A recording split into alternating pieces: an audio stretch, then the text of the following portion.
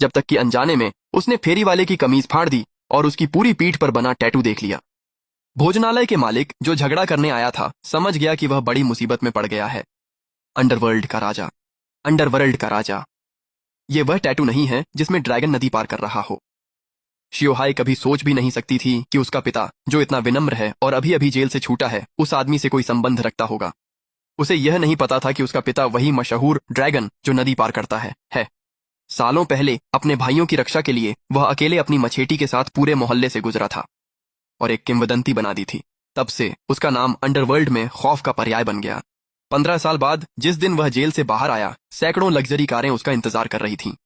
चांगशेंग group, जिसे उसने स्थापित किया था, अब क्षेत्र का सबसे बड़ा समूह बन चुका था। सभी उसके लौटने का इंतजार कर रहे थे ताकि वह उनका नेतृत्व करे, लेकिन उसने सबको बता दिया कि नदी पार करने वाला ड्रैगन अब नहीं रहा। अपने अतीत की वजह से कोई भी उसे नौकरी देना नहीं चाहता था।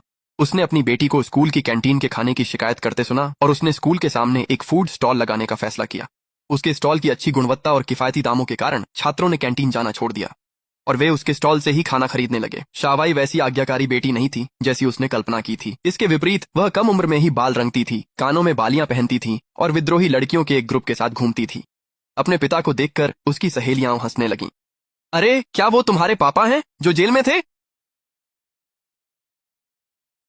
क्या तुम मुझे शर्मिंदा करना बंद कर सकती हो? क्या तुम्हें पता है कि तुम मुझे मेरे दोस्तों के सामने शर्मिंदा कर देती हो?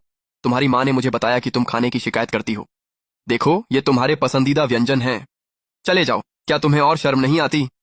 मेरी पूरी जिंदगी तुम्हारी वजह से मैं बिना पिता के बड़ी हुई हूँ। मुझे बुली किया जाता था। अब जब आखिरकार मेरे दोस्त बने हैं, तुम मुझे शर्मिंदा करने आ गए।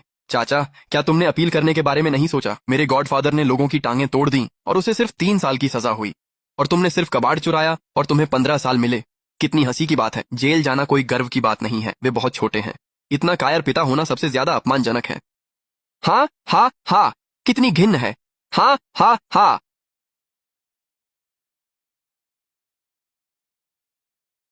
क्या तुम वही चेन हाउनान हो? क्या तुम मेरे कैंटीन से मुकाबला करने की हिम्मत रखते हो? क्या तुम्हें जीने से ऊब हो गई है?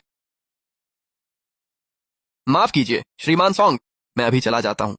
क्या मैंने तुम्हें पहले नहीं बताया था? अगर तुम फिर लौटे तो तुम्हारी टांगें तोड़ दूंगा। क्या तुम जानते हो मैं कौन हूँ? श्याओवान, देखो, वे तुम्हारे पापा को मार रहे हैं। श्रीमान सॉन्ग, मैं हर खाना 18 युआन में बेचता हूँ, बिल्कुल आपकी तरह। ये कैसे मुकाबला हो सकता है? बच्चे तो बस अच्छा खाना चाहते हैं। क्या तुम कहना चाहते हो कि मेरा खाना खराब है? चलो देखते हैं तुम्हारा खाना कितना अच्छा है। कमबख्त।